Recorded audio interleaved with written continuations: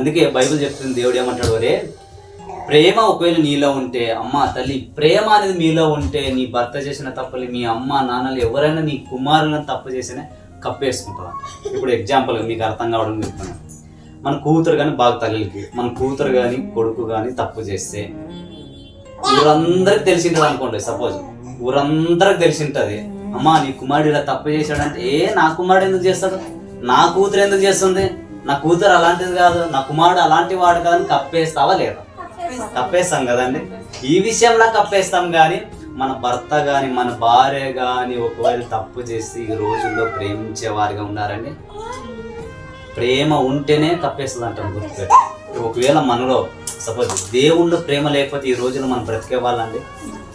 ఏ ముక్కల కింద ఏదో నరకేవాడు దేవుడు, ఏ యాక్సిడెంట్లోనో వేసేవాడు మన దేవుడు. కానీ ఈ రోజుకి మనం బ్రతుకున్నాం అంటే కారణం ఏమిటంటే దేవుడు మనం ఇంకా ప్రేమిస్తున్నాం. ప్రేమ ఎటువంటిదండి? ప్రేమ అంటే ఒక మాట చెప్తాను జాగ్రత్తగానండి. ప్రేమ అనేది పెట్రోల్ కంటే పవర్ఫుల్ అంట. ఇది నమ్ముతారా అండి? ఎలా నమ్ముతారో మీరు. సపోజ్ ప్రేమ అనేది శాశ్వతంగా ఉంటుందంట, అది మరణించిన తర్వాత కూడా ఉంటుందంట. నిజమంటారా? పెట్రోల్ కంటే పవర్ఫుల్ అన్నారు ప్రేమ. పెట్రోల్ అంటే మామూలుగా ఇట్లా వేసి అగ్గిలు అంటేసి గడిసేపు మంటుకుంటే ఆరిపోతుంది. కానీ ప్రేమ అనేది ఆరిపోదంట, సచ్చంత వరకు ఉంటుందంట. అలాంటి పెట్రోల్ కన్నా పవర్ఫుల్ అయిన ప్రేమ ఎవరిదైనా ఉన్నదంటే యేసుక్రీస్తు వారిదండి. మరణించిన తర్వాత కూడా ఆయన ప్రేమ ఇప్పటికీ మనలో ఉండదా లేదా? నిజమా కాదండి? ఇప్పుడు యేసుక్రీస్తు వారు మన కొరకు మరణించాడా లేదండి? ఎందుకు మరణించాడు? మనం చిన్న తప్పులు చేసిన దానికోసమే మరణించాడు. ఆయనలో ప్రేమ ఉండదా లేదా? మరి మనలో ఉండదంటారా?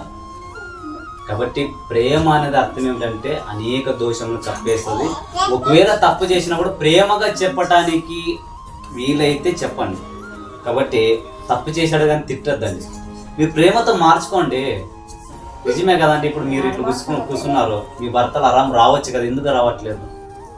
అరే నా భార్య భక్తిగా ఉందిరా అని మిమ్మల్ని మీ పైన నమ్మకం బట్టి మీకు రావచ్చు కదండి, ఎందుకు రావట్లేదు? అదే నేను అంటున్నాను తల్లి. నేను ఏమంటానంటే ఎటువంటి మనిషినైనా క్షమించేవారిగా ఉన్నాను తల్లి. ఈ రోజు తప్పు చేయకుండా మనిషి ఎవరైనా ఉన్నారా అండి? అందరూ బయట భర్తలను భార్యలను కొంతమంది బయట చేస్తారు, కొంతమంది భర్తకి భార్య తెలియకుండా రహస్యంగా తప్పు చేసేవాళ్ళు లేరండి. బయట పడినప్పుడు తలక ఎగిరిపోతావా లేదా? మరి అలాంటప్పుడు నేను ఏమంటానంటే ప్రేమ ఖచ్చితంగా మీలో ఉండాలండి.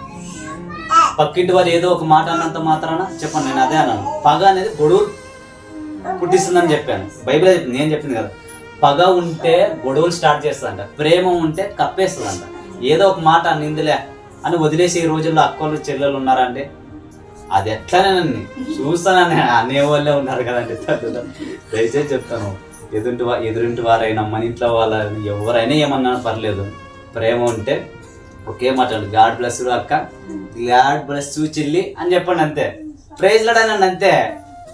అంతేగాని అది ఎట్లనా అంత ధైర్యం అవ్వాలని మీరు నిజంగా నేను అంటాను క్రైస్తవులుగా మాదిరిగా ఉండకూడదు.